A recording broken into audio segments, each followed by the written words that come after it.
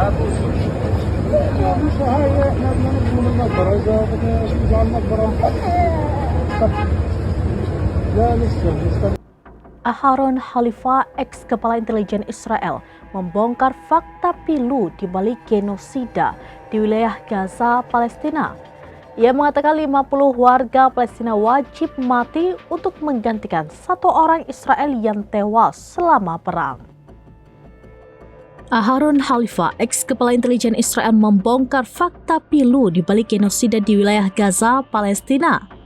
Ia mengatakan 50 warga Palestina wajib mati untuk menggantikan satu orang Israel yang tewas selama perang.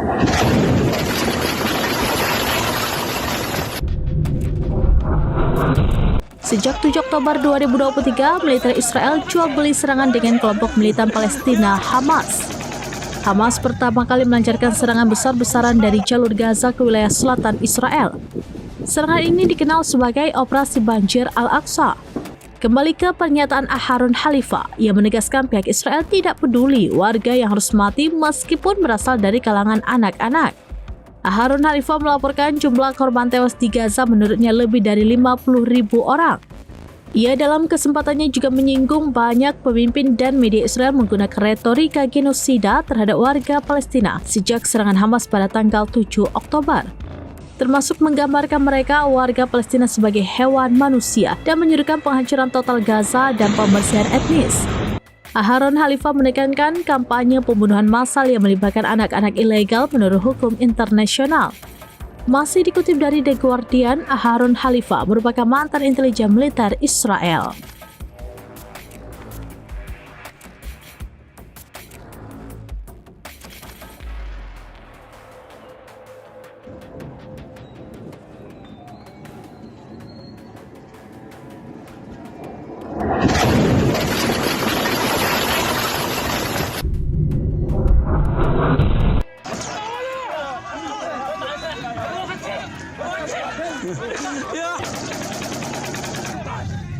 نط هذا القطع امشي معنا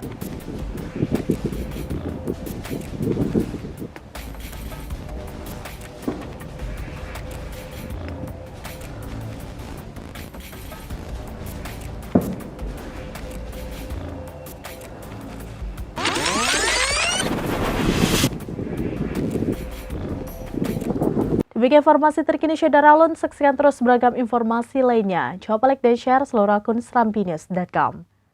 Download Tribun X sekarang, menghadirkan lokal menjadi Indonesia.